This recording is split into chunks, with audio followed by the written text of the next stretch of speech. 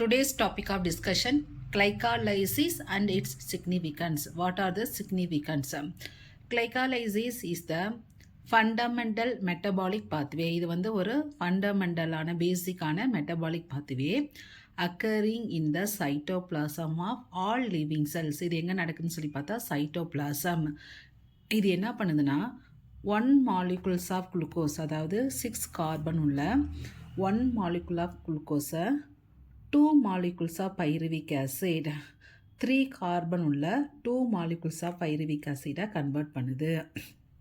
So glycolysis வந்து ஒரு fundamental metabolic pathway சைட்டோபிளாசத்தில் வந்து அக்கர் ஆகுது. இது வந்து 1 molecule of குளுக்கோஸை வந்து 2 molecules of பைருவிக் ஆசிடாக கன்வெர்ட் பண்ணுது. அப்போ வந்து நமக்கு 2 molecules of ATP 2 molecules of NADH nicotinamide adenine dinucleotide adenosine triphosphate இது ரெண்டும் ஜெனரேட் ஆகுது. It is a crucial step. இது வந்து ஒரு இம்பார்ட்டண்டான step for cellular respiration functioning in both aerobic and anaerobic condition. இது வந்து aerobic condition presence of air, anaerobic condition absence of air, ரெண்டு கண்டிஷன்லையும் நடக்கும். இது வந்து எனர்ஜியை ப்ரொடியூஸ் பண்ணும். And metabolic intermediates. What are the significance? First one is energy production. ATP வந்து ஜென்ரேட் பண்ணுது.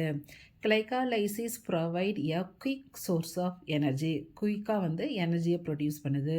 Producing 4 ATP molecules but requiring 2 ATP initially.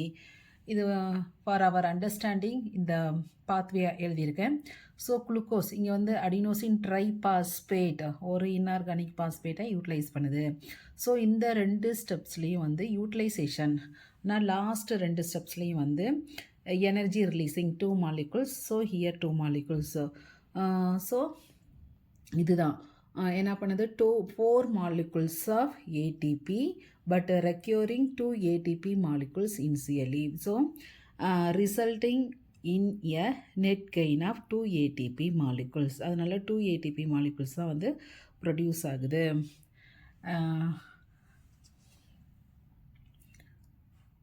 So glucose இங்கே வந்து ஒரு ADP, ஹியர் ஒரு ADP, இங்கே வந்து நமக்கு 4 ATP மாலிகுல்ஸ், அதனால் 2 times utilisation process.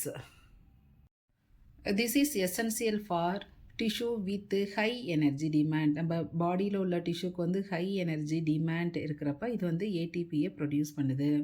சச்சஸ் muscles, those lacking mitochondria like RBC. So வந்து எனர்ஜி ப்ரொடக்ஷன், எனர்ஜி டிமாண்ட் இருக்கப்போ மசில்ஸுக்கு ஆர்பிசிக்கு இது வந்து எனர்ஜி ப்ரொடியூஸ் பண்ணுது. Second one is anaerobic energy source. It operate in that absence of oxygen. நம்ம already பார்த்துருக்கோம். இது வந்து presence of oxygen also, absence of oxygen also operate ஆகுன்னு சொல்லிட்டு. So absence of oxygen serving as the primary energy pathway for anaerobic organism for tissue under low oxygen condition. So இது வந்து options of ஏர் அந்த கண்டிஷன்லேயும் work ஆகி எனர்ஜியை produce பண்ணுது. Then central metabolic pathway, third one, it is the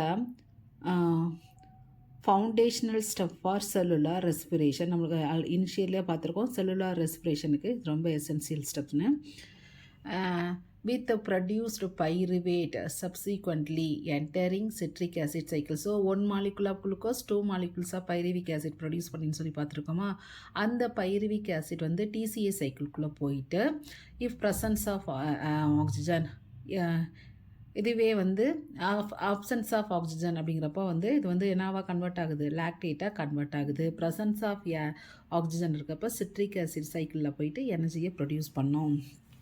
then production of precursor. So what are the precursor behind energy? Glycolysis producing intermediate component that are used in various biosynthetic pathway including synthesis of lipid and amino acid. இது வந்து precursor for various steps lipid and amino acid metabolismத்தில் வந்து இது involve ஆகுது. நம்ம already பார்த்துருக்கோம். இது வந்து ATP produce பண்ணும், NADH ப்ரொடியூஸ் பண்ணுதுன்னு சொல்லிட்டு. So it producing 2 molecules of NADH which can be used to generate more ATP in electron transport chain. 1 NADH வந்து எலக்ட்ரான் டிரான்ஸ்போர்ட் செயின்குள்ளே போகிறப்ப 3 ATP மாலிகுல்ஸை வந்து ப்ரொடியூஸ் பண்ணும் in this aerobic condition. Next 2 phases of glycolysis இருக்குது. ஒன்று வந்து preparatory phase, another one is payoff phase. So the preparatory phase வந்து எனர்ஜி இன்வெஸ்ட்மெண்ட், இது வந்து energy generation. ATP consumed to break down glucose into glyceraldehyde 3-பாஸ்பேட், அது வந்து என்னென்னா ப்ரீப்ரேட்டரி ஃபேஸு. பேயா ஃபேஸுங்கிறப்ப வந்து converting pyruvate and producing ATP and NADPH, இது வந்து பேயா ஃபேஸ் அப்படின்ட்டு 2 ஃபேஸ் இதில் இருக்குது. இந்த வீடியோவில் கிளைகாலைசிஸ் அதோட சிக்னிஃபிகன்ஸ் என்ன அப்படின்னு சொல்லி பார்த்துருக்கோம். மெயினாக வந்து energy production, NADPH production, then intermediate various pathway intermediate mainly amino acid and lipid metabolism. டிஷ்யூவில் எனர்ஜி இல்லாதப்போ ஆர்பிசியில் வந்து மைட்டோகாண்ட்ரியாவுக்கு எனர்ஜி ப்ரொடக்ஷனுக்கு இது those lacking mitochondria like RBC, அப்போ வந்து எனர்ஜி ப்ரொடக்ஷனுக்கு இந்த கிளைகாலைசிஸ் பாத்வே ஹெல்ப் பண்ணுது. இதில் வந்து 2 ஃபேஸ் இருக்குது. ஒன்று வந்து preparatory energy investment, then energy generation. Thanks for வாட்சிங்.